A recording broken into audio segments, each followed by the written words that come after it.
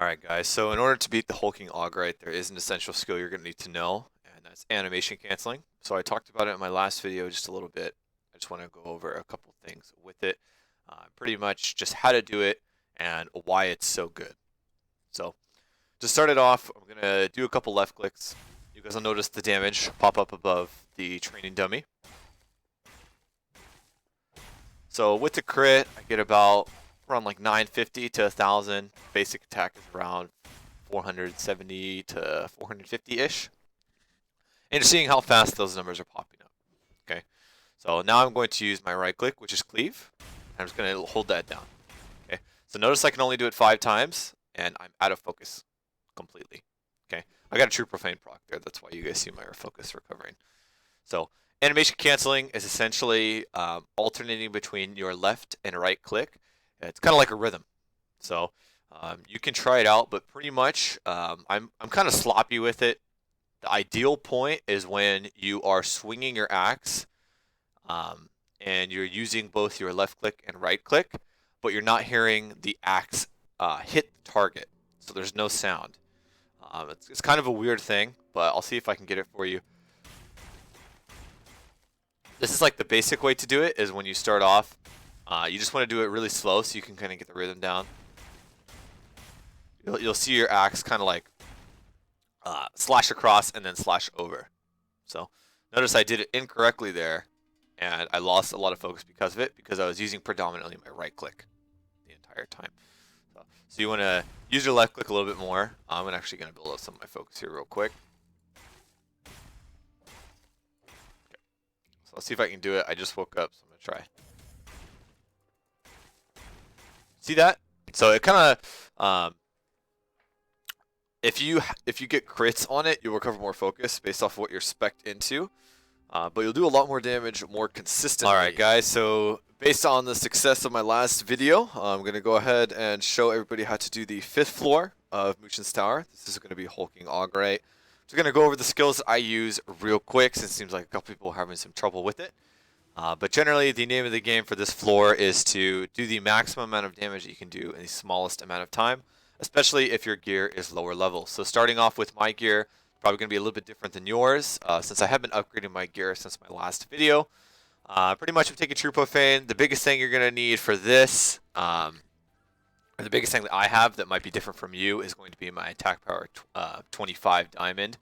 That could skew things a little bit. You are going to be doing less damage than me if you do not have the diamond, so keep that in mind.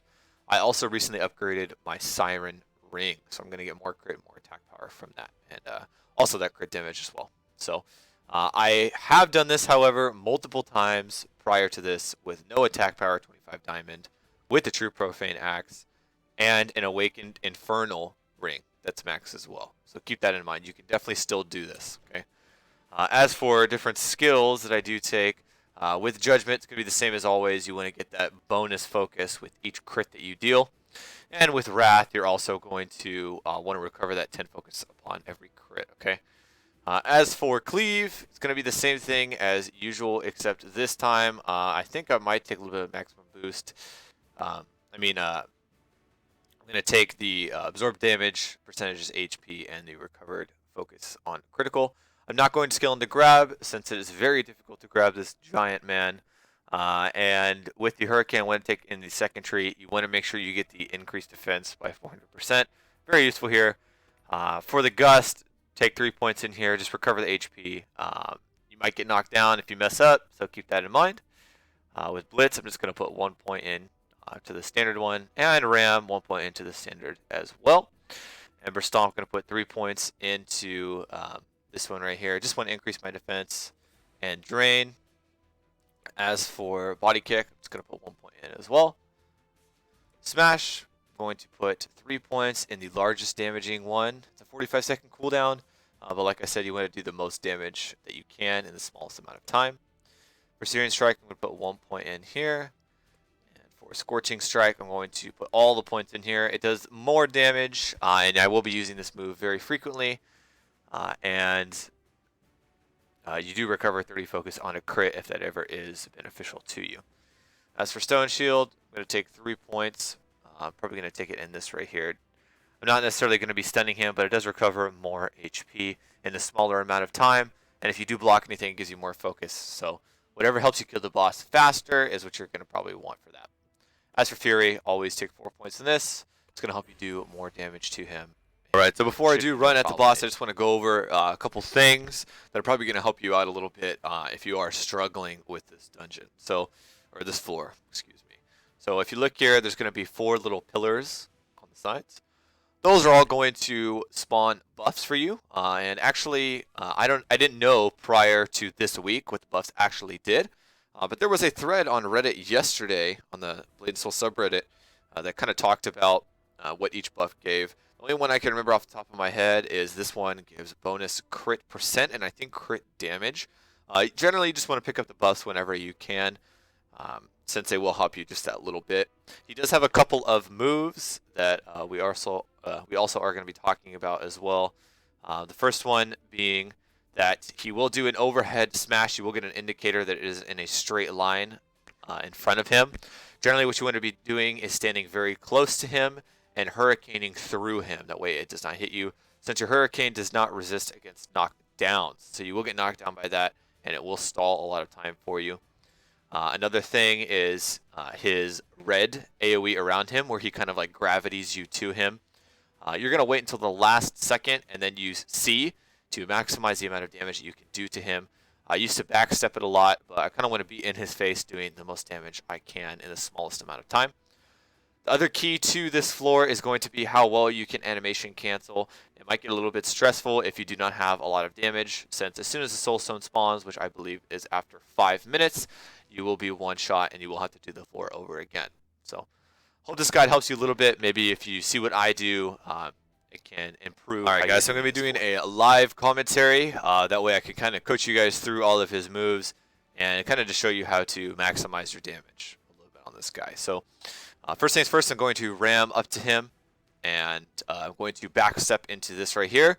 This is the bonus crit damage, and I believe crit percentage chance relic that is offered to you. I'm going to pop Fury and go to town on him. And then generally you want to be using your Fury every time one of the relics is up. So I'll go ahead and show you guys how to do it. So I'm going to dash up to him like I said, backstep onto this, get that, and then pop Fury.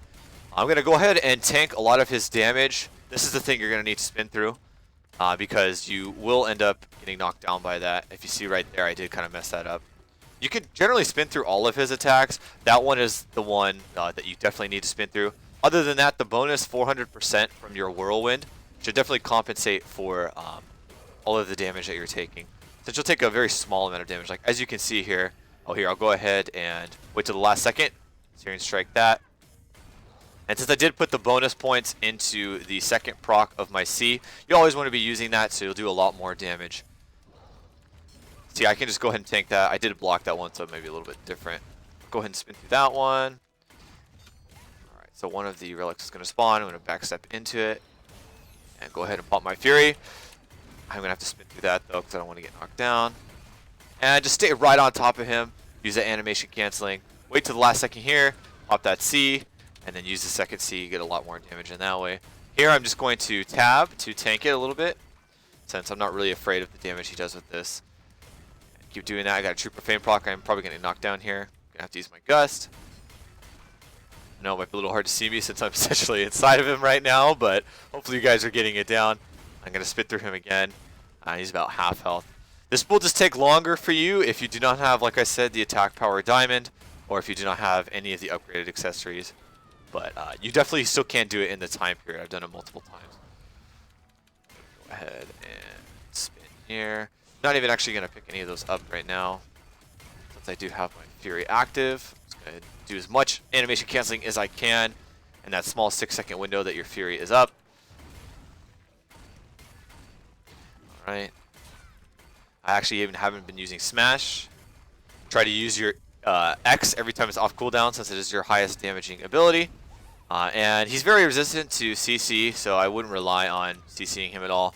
In fact, if you even were to grab him somehow, it would probably end up just taking more of your time away than actually helping you, since it wouldn't do that much damage. If you notice as well, I'm not using my red spin, which is the Q ability Typhoon. The reason behind that is because it does not do a lot of damage, especially if you are consistently on him and animation canceling. it's going to do a lot more damage that way. So, oh, got knocked down there. Go ahead and back step into that, jump on him. Unlucky timing there with his ability. Go ahead and keep animation canceling on him. And just spin whenever you can when he uses any of those other AoE attacks. Like I said, the bonus defense is more than enough to take care of that. And if you are running any Life Drain Amethyst, which is the purple gem, your weapon, every time you crit, you're going to be getting a little bit of life back. So I would not be worried about your life as much in this dungeon. The only real thing is being able to avoid that overhead knockdown that he does by spinning through him. And always make sure you have an iframe available for this move right here. If you get hit by that, I think you take around 16k damage. At least I do with my current Soul Shield setup. So you'll probably end up taking more if you are using something like a Moonwander Dueling Arena or a Black Ram Supply Soul Shield. Just going to go ahead and pop Fury here and finish him off. So he's really simple. The only real thing is just keep on top of the animation canceling.